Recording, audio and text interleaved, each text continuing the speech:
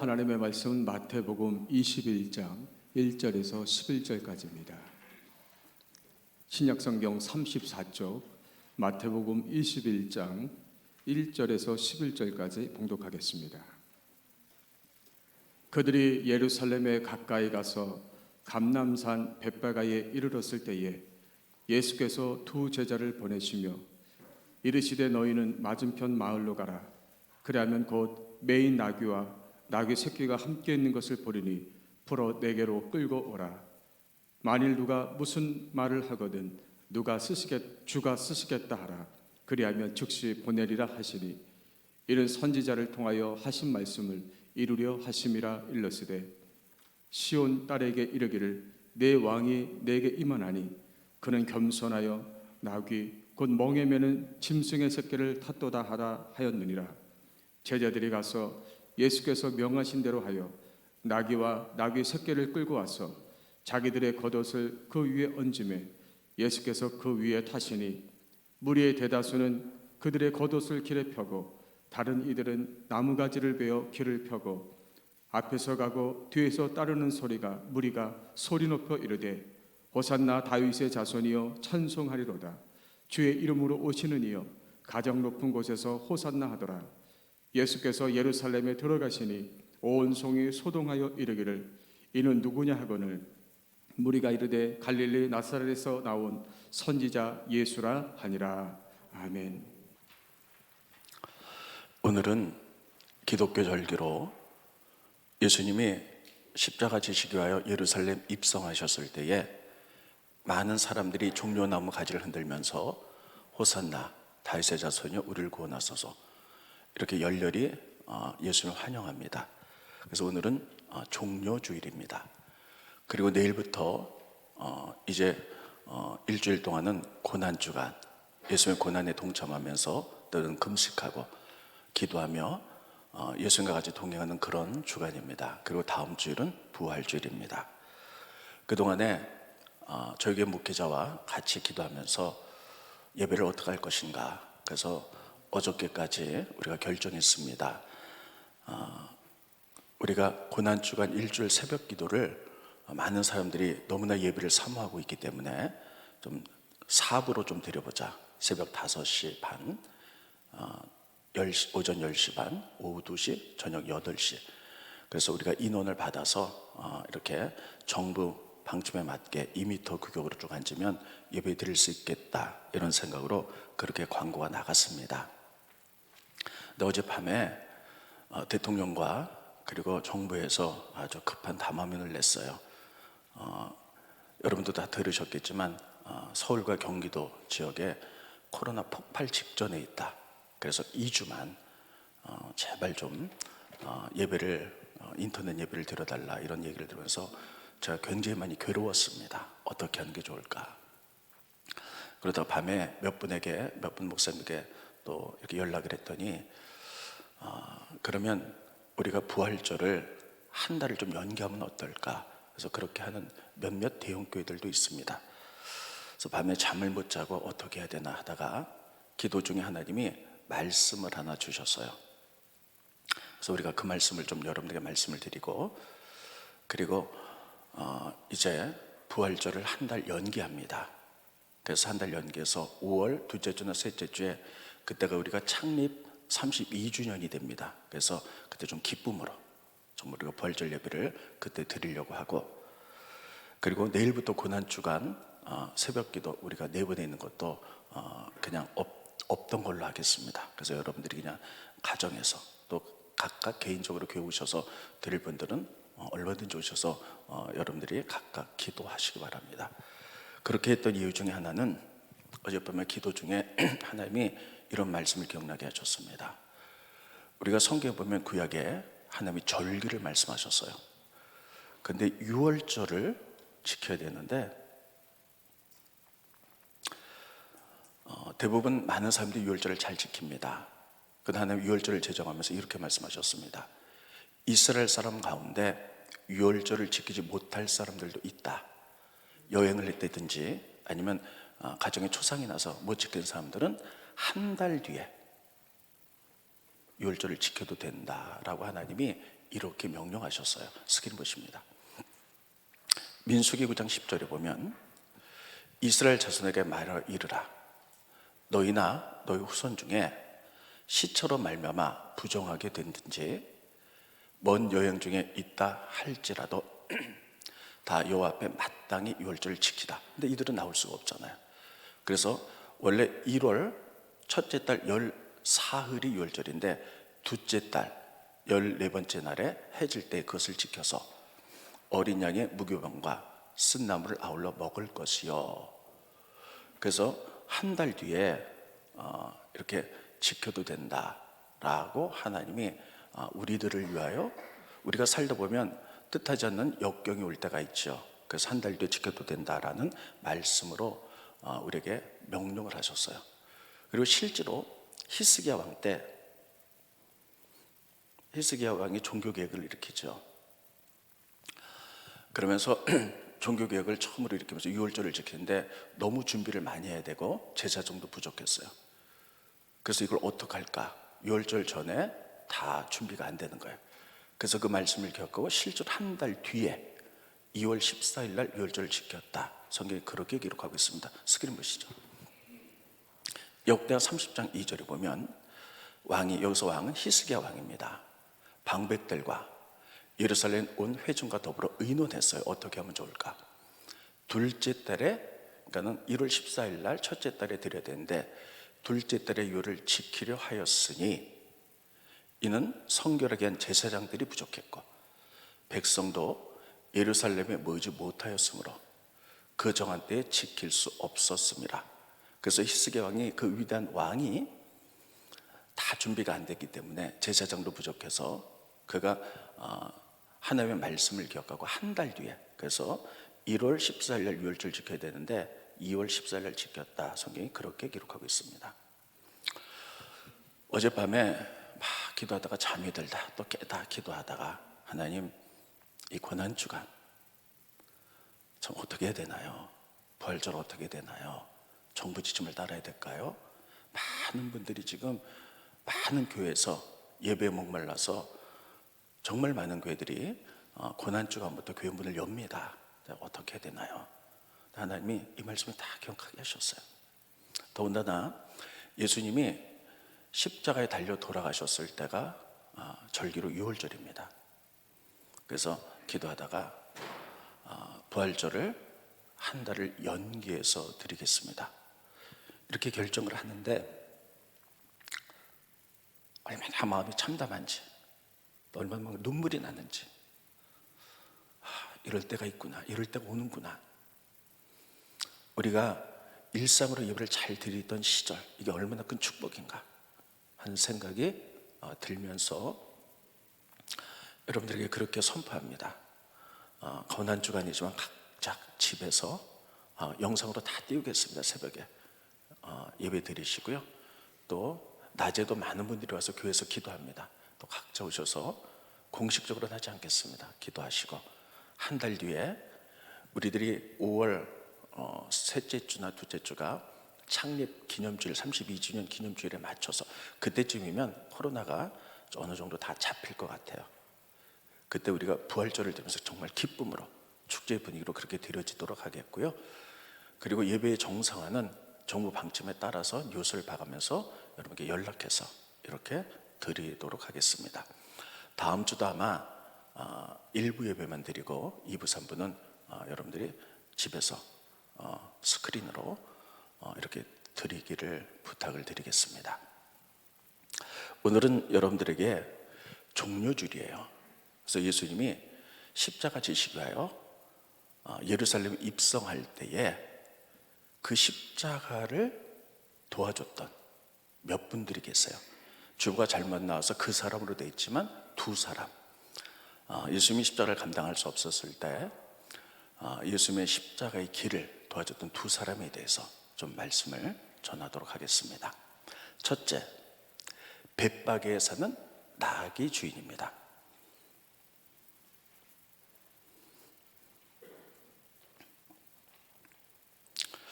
예수님이 예루살렘 입성하실 때에 구약부터 내려오는 예언에 의하면 이 땅의 메시아, 왕이 오실 때는 나귀 새끼를 탄다라는 예언이 있어요. 그래서 예수님께서는 그 예언을 이루기 위하여 특별히 나귀가 필요하셨습니다. 자, 스크린 보시죠.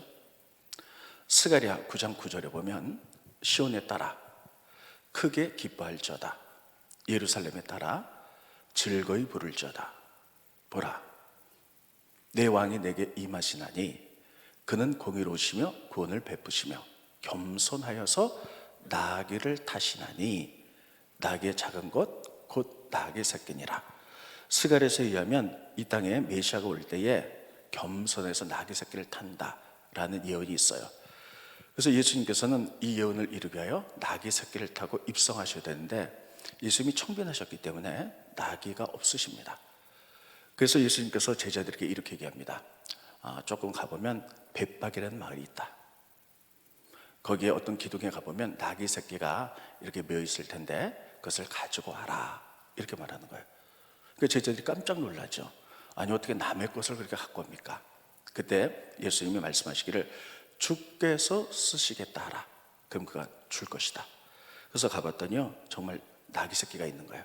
그래서 그걸 풀을 때 나귀 새끼 주인이 나타나서 왜 남의 것을 가져갑니까? 그랬더니 주께서 쓰시겠다고 합니다. 그러니까 즉시 드려요. 그래서 예수님께서 그 나귀 새끼를 타시고 예루살렘 성에 입성할 때에 많은 사람들이 종려나무 가지를 흔들면서 호산나 다윗의 자손이여 우리를 구원하소서, 그러면서 이제 환영을 받으시면서 메시아로서 예루살렘 성에 입성했다, 이렇게 성경이 기록하고 있습니다. 그러면 예수님이 왜 벳박에 가서 나귀 새끼를 풀어올라 그랬을까? 왜 벳박일까 하는 것입니다. 여러분, 예루살렘 위쪽에 보면 가까운 동네에 베다니와 벳박에가 가까이 있어요. 근데 베다니와 벳박에는 거의 붙어 있어요. 두 개의 동네입니다. 여기 우리 교회가 있고 행길 건너 햇빛마을 20단지가 있듯이 이렇게 붙어 있어요. 근데 예수님께서 예루살렘 입성하시기 전에 체유하셨던 것이 어떤 것이냐? 베다니에 있는 나사로를 살리신 일이에요. 나사로가 죽었거든요. 그래서 예수님이 기도하시면서 그 나사로를 살리셨어요.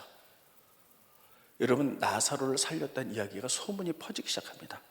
그래서 정말 많은 사람들이 나사로를 보기 위해서 몰려들기 시작했어요. 스크린 보십니다. 요한복음 12장 9절에 보면 유대인의 큰 무리가 예수께서 여기 계신 줄 알고 오니 이는 예수님만 보기 위함이 아니요 죽은 자 가운데서 살리신 나사로도 보려 함이라. 야, 예수님이 나사로를 살리셨대. 예수님 그분이 메시아 아니야? 그분도 만났지만 죽었다가 살아난 나사로도 보기 위해서 많은 무리들이 모였다는 거예요. 여러분, 그리고 예수님이 예루살렘 입성할 때에 만사의 종려나무 가지를 흔들면서 찬양했죠. 호산나 다윗의 자손이여 우리를 구원하소서. 그 무리들이 누군가? 바로 나사로를 죽은 자 가운데 살린 것들을 봤던 사람들, 소문을 들었던 사람들이 그래, 저분 예수님이 예루살렘에 오셔, 저분이 메시아야. 나사로에 죽었다 살렸던 것을 본 무리들이 그렇게 찬양을 했다는 거예요. 스크린 보십니다. 요한복음 10장 17절에 보면 이때가 지금 이제 종려나무 가지를 흔들면서 주님을 찬양하는 거거든요. 근데 그가 누구냐? 나사로를 무덤에서 불러내어 죽은 자 가운데서 살리실 때에 함께 있던 무리가 증언한지라. 이에 무리가 예수를 맞으면 이 표적을 행하심을 들었습니다.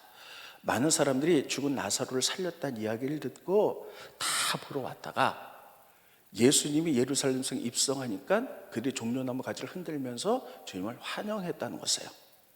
자, 그러면 이 사건은 어디서 있었냐? 굉장히 중요한 사건이 베다니에 있었어요.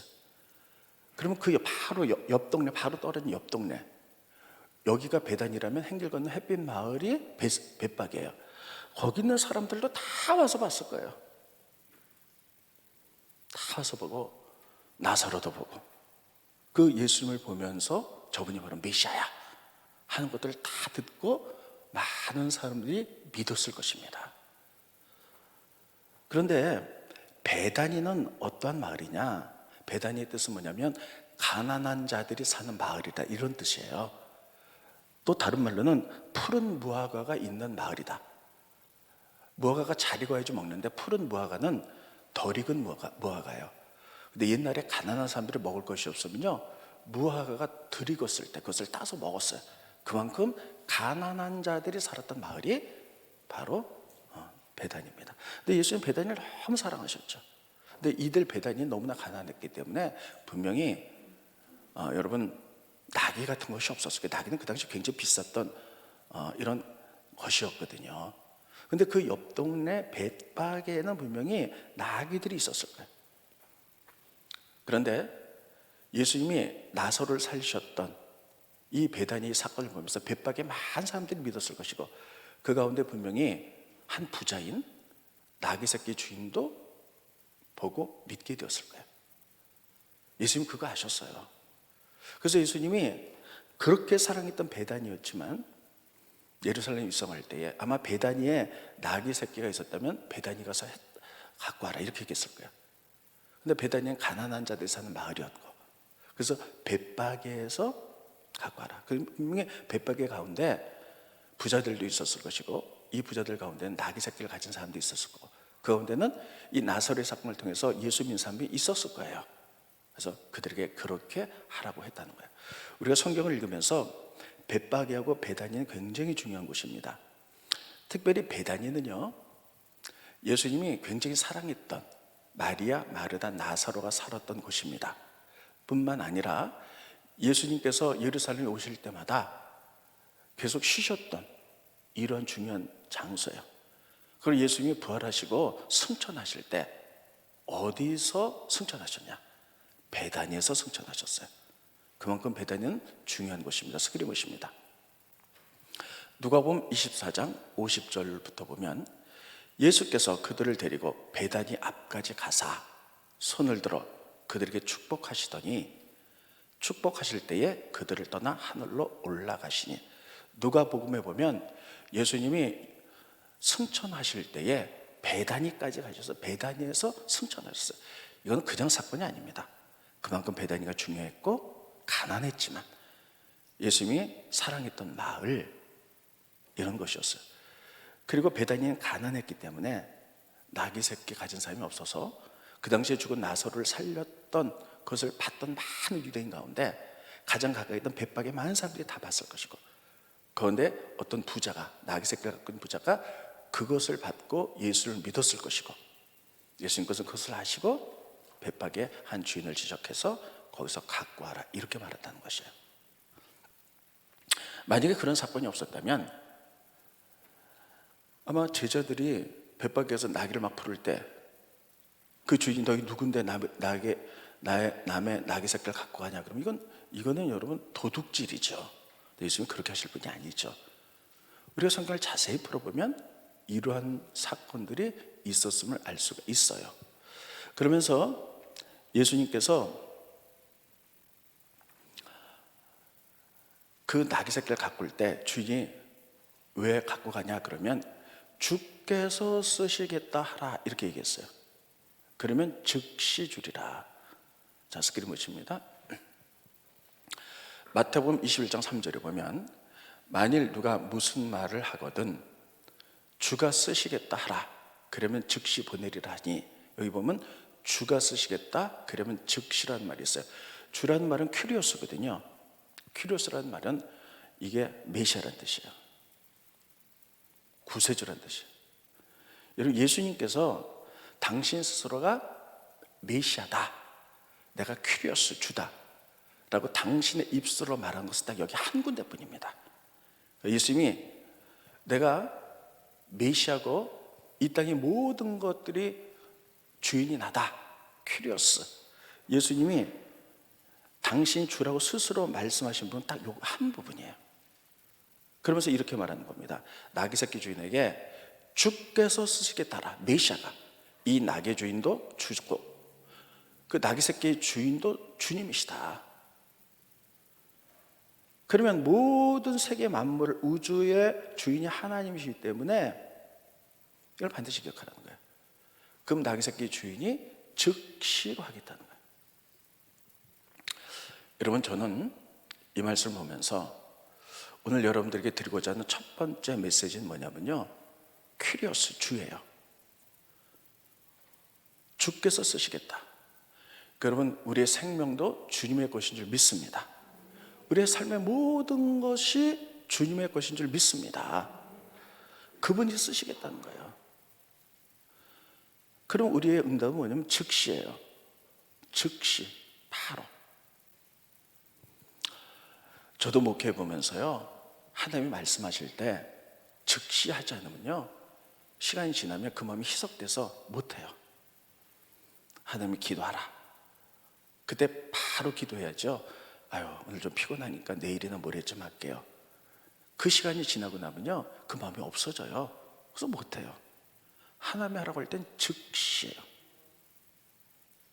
우리들은 하나님 말씀하실 때 즉시 하는 거, 하나님 말씀하는 거 즉시 하는 거, 이 부분에서 야, 하나님이 엄청나게 큰 것을 우리에게 요구하면 어떡하나, 이렇게 두려워할 때가 있어요. 근데 여러분, 하나님은 질서의 하나님이시고요, 우리의 삶의 모든 것을 다 아시는 분이에요. 그래서 우리에게 무리하게 요구하시지 않으세요. 우리가 할 수 있는 범위 내의 최선이에요. 우리의 역량이 이것밖에 안 되는데 이만큼을 원하시는 분이 아니에요. 나보다 나를 더 아신 하나님께서 우리가 할 수 있는 범위 내에서 요구하세요. 너는 이 정도는 주를 위해서 헌신할 수 있어. 이렇게까지 할 수 있어. 우리가 할 수 없는 것은 요구하시지 않습니다. 그랬을 때 그것이 약간 거룩한 부담이 된다 할지라도 그렇습니다, 주님. 주님 말씀하셨기에 즉시 그렇게 하겠습니다. 우리가 이런 믿음으로 나갈 때 하나님은 이런 믿음을 통하여 역사했던 사실을 기억하시기 바랍니다. 그래서 첫 번째, 예수님이 예루살렘 성 입성하실 때에 그를 도왔던 첫 번째 사람이 벳박의 나귀 주인이었어요. 두 번째, 시몬입니다. 드디어 예수님이 사형 판결을 받으시고 십자가를 지시고 그리고 이제 골고다 언덕을 오르세요. 근데 예수님이 그림 보면 이 십자가를 이렇게 지고 간 것처럼 되는데 그렇지 않고요. 이렇게 길쭉한 거는 골고다 언덕에 이렇게 있고요. 예수님이 횡대 요것만 지고 가시는 거예요. 근데 예수님이 너무 많이 피곤하셨잖아요.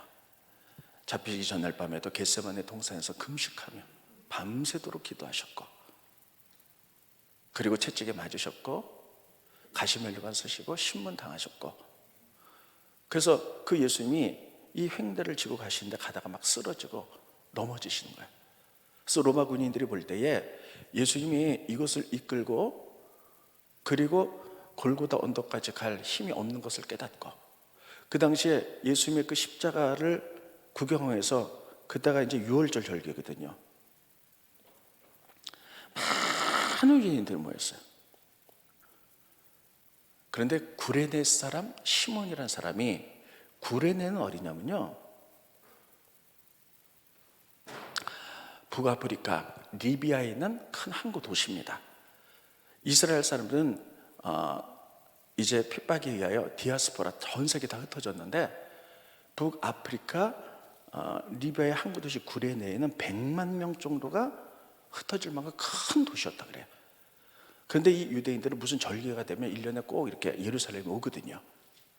그런데 이 구레네 사람 시몬이라는 사람이 자녀들을 데리고 아마 유월절을 지키기 위해서 예루살렘에 왔다가 예수님의 십자가를 구경하다가 체격이 건장하니까 로마 군인들이 지목해서 네가 대신 지고 가.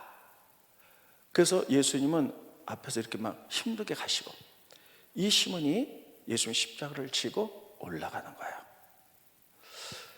여러분, 그 당시에 그 십자가는 가장 치욕의 십자가예요. 십자가는 치욕이었어요. 가장 사람이 받을 수 있는 형벌 가운데 가장 사악한 이러한 처형 도구였습니다. 아무 것을 지려고 하지 않아요. 그리고 그 당시에 모든 사람들은 예수를 이단의 괴수로 봤어요. 시몬도 그랬을 거예요. 근데 그 십자가를 대신 졌을 때 보통 사람 같으면 안 진다 그랬을 것이고요. 수치와 모욕을 가지고 십자가를 졌을 겁니다. 만약에 우리나라에 지금 최고의 이단이 신천지의 어떤 교주잖아요.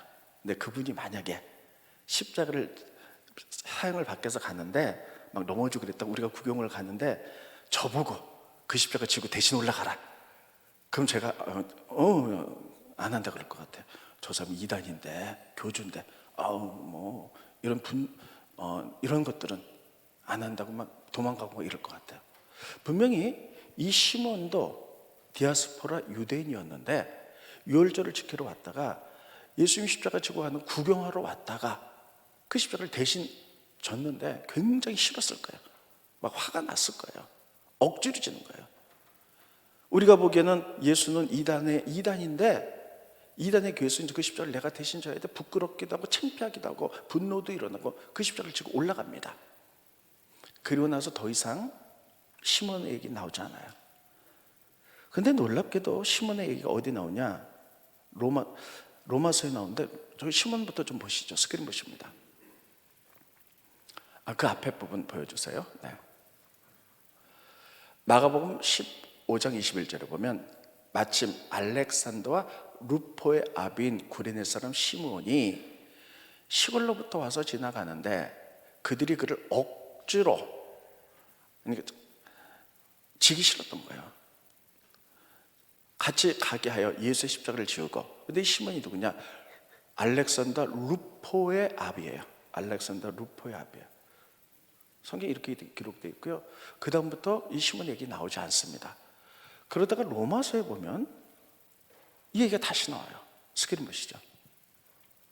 로마서 16장 13절에 보면 주 안에서 택하심을 입은 루포의 아버지가 시몬이잖아요. 그의 어머니에게 문안하라. 루포의 어머니 시몬의 아내는 곧 내 어머니다.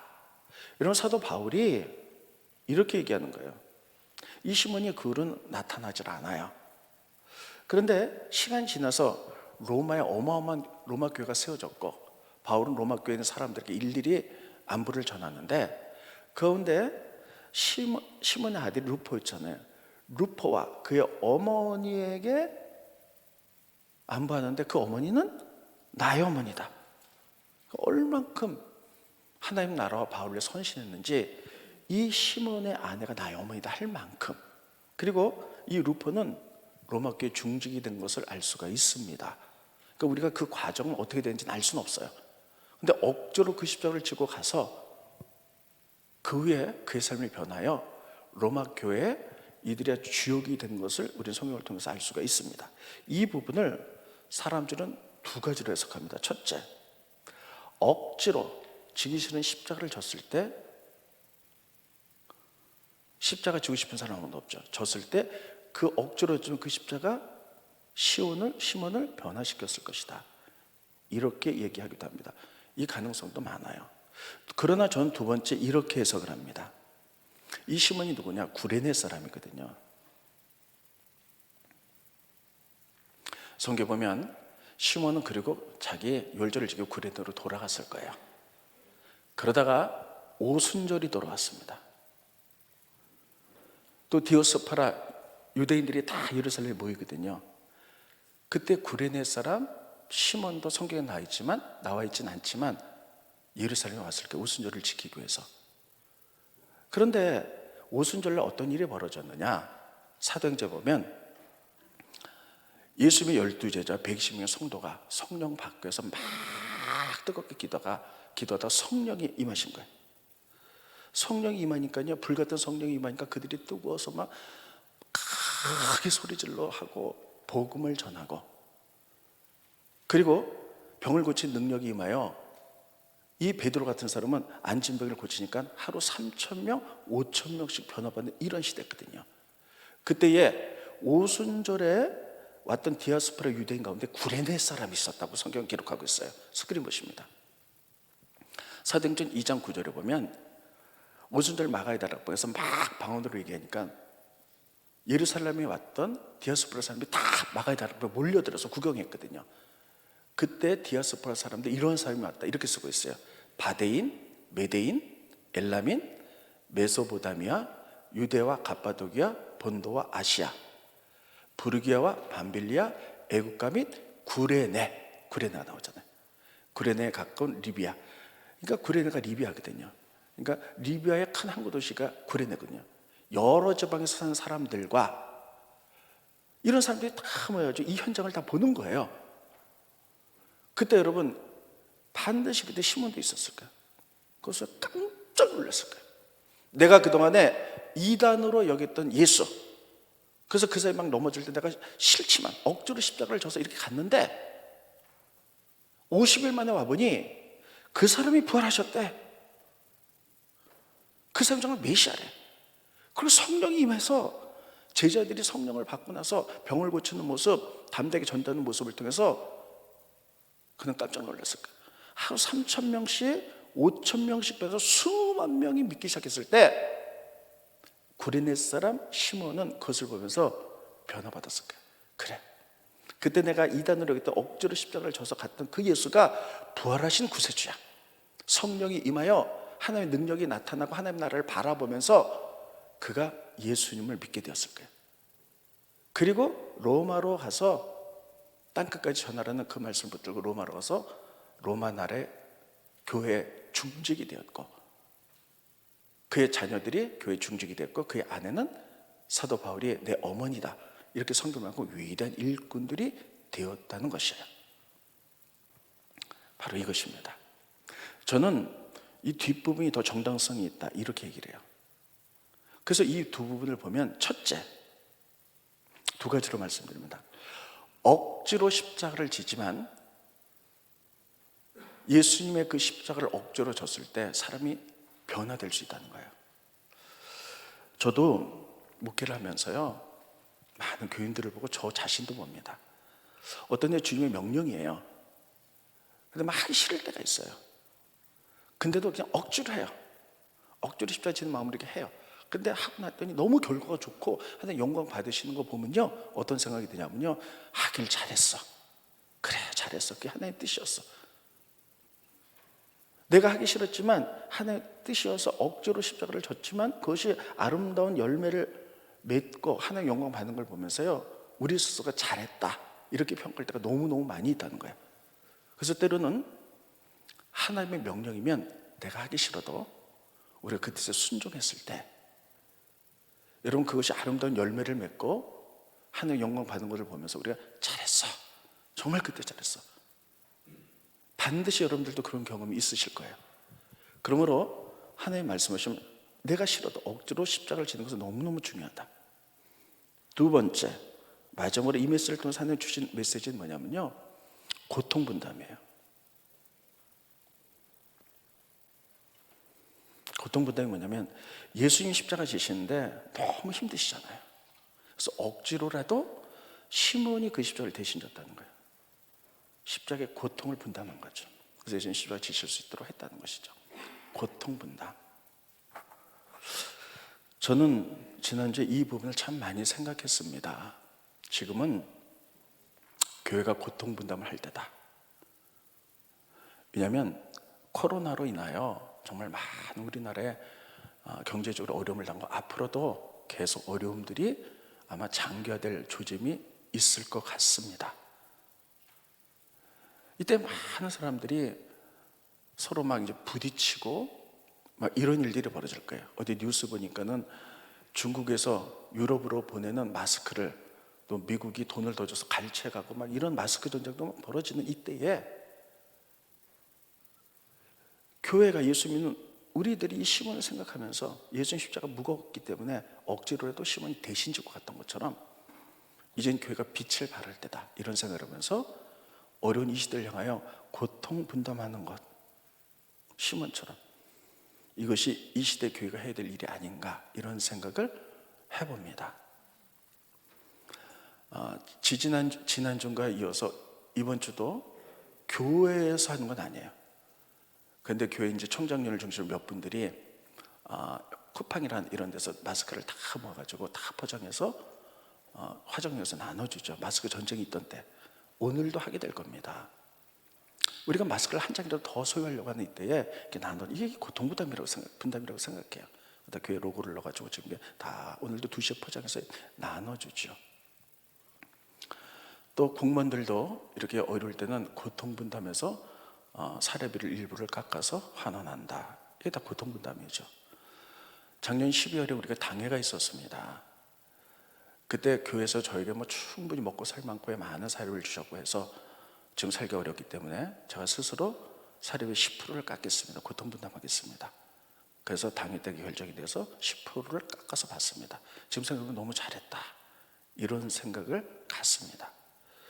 여러분, 지금 우리는 부활절을 한 달 뒤에 드리겠지만 이번 부활절에 뭘 할까 하다가 우리 지방에서 미자립교회 이제 그만하셔도 된다 그래가지고요. 그러나 또 주변에 어려움 당한 미자립교회가 있어요. 그래서 제가 몇 교회를 하고, 그리고 우리 교회 수술 받는 분들, 또 정말 어려움 당하는 분들, 이런 분들 몇 분 추리고, 그리고 우리 교회 암 환자들 다 힘든데, 암 환자는 얼마나 힘들겠어요. 그리고 장기 환자들, 암 환자, 장기 환자를 뽑으니까 21분이더라고요. 그래서 그분들에게는 약간의 물질과 또 케이크랑 손편지를 써서 이번 주 토요일 날 부활절까지 기다리지 말고 다 장로님들과 그리고 목회를 통해서 다 가게 될 거예요. 가서 그분들에서 기도해드리고 선물 전하고, 그 별건 아니지만 그들이 위로받을 것이고, 또 수술비를 받는 분들, 또 정말 가정적으로 어려움 당한 분들은 큰 돈이 나갈 거예요. 많은 돈들이 나갈 거예요. 이런 분들이 이렇게, 우리 교회가 쓸 일이 많지만 이런 일을 하고, 또 미자립 교회 좀 몇 군데 나가고, 이렇게 한다면 그것이 그 사람을 근본적으로 고통을 해결해 줄 수는 없지만 그분들이 새 힘을 얻고 위로받고 이렇게 할 줄로 믿습니다. 그래서 사실은 이번에 다 힘들지만 노인들도 얼마나 힘드시겠어요. 그래서 노인들도 좀 다 우리가 어려운 교회 노인들도 좀 할까 그랬는데, 벌절은 요번에는 이만큼만 하고 곧 5월 달에 어버이줄이 올 때 저 노인들을 섬기자, 이렇게 마음 먹고 있는데, 우리가 부활절을 5월 달로 옮기게 되면요, 이번 주는 그렇게 병자들과 이런 분들 나가고, 우리가 부활절 5월 달에는 우리 노인들을 좀 이렇게 좀 섬겨서, 65세 이상의 노인들을 좀 섬겨서 이렇게 우리가 좀 이렇게 나가서 서로 사랑으로 고통도 분담해드리고 위로받게 하시고, 이렇게 한다면 한 해 크게 영광받는 일들이 일어나게 될 줄로 믿습니다. 이렇게 하겠습니다. 그래서 결론은 예수님이 십자가를 지러 가실 그때, 종료주일부터 십자가 질 때까지 예수님의 그 십자가 길을 도왔던 두 사람, 벳박의 나귀 주인 그리고 시몬, 이 두 사람에서 말씀을 증거했습니다. 여러분들이 잘 들으시고, 여러분들이 즉시로 예수님 말씀하실 때, 그리고 우리들이 억지로라도 십자가 지고 또 우리가 고통분담한다는 그 십자가를 생각하면서 그래서 삶으로 작은 거지만 실천해 살아가는 교회, 또 여러분과 제가 되기를 예수님의 이름으로 축원드리겠습니다. 기도하겠습니다. 고마우신 주님, 은혜를 감사함을 드립니다. 종료주일입니다. 예수님께서 십자가를 지시러 올라갔을 때에 예수님이 십자가 길을 도왔던 두 사람을 우리가 말씀을 들었습니다. 벳박의 나귀 주인, 구레네 사람 시몬 생각해 보면서, 하나님, 우리들도 주님이 말씀하실 때 또는 힘들고 어렵지만 이제 그것을 통해서 영광 받기를 원하신 주님을 생각해 보며 즉시로 우리가 헌신할 수 있도록 도와주시며, 또 억지로라도 주님 말씀에 순종할 때 그것을 통해서 아름다운 열매가 맺힌다는 사실을 기억해 보며 우리에게 주어진 십자가를 기쁨으로 질 수 있도록 도와주시고, 또 예수님의 십자가를 시몬이 고통분담해서 지었던 것처럼 교회가 이 어려운 시절에 또 우리 크리스찬들이 모두 조금씩이라도 세상과 나누며 도우며, 그것이 본질을 변화시키지 못한다 할지라도 많은 위로가 있으며 많은 세임을 얻게 될 줄로 믿습니다. 고통분담하는 우리들이 되어갈 수 있도록 축복하여 주시옵소서. 특별히 많은 사람들이 코로나19로 인하여 참으로 교회 오고 싶어도 예배에 목말라 하지만 오지 못하는 많은 분들을 위로하여 주시옵시고, 믿음 떨어지지 않도록 인도하시고, 비록 영상 예배지만 하나님, 세임 부어주시고 성령께서 같이 하셔서 날마다 충만하게 살아갈 수 있도록 복 내려 주시옵소서.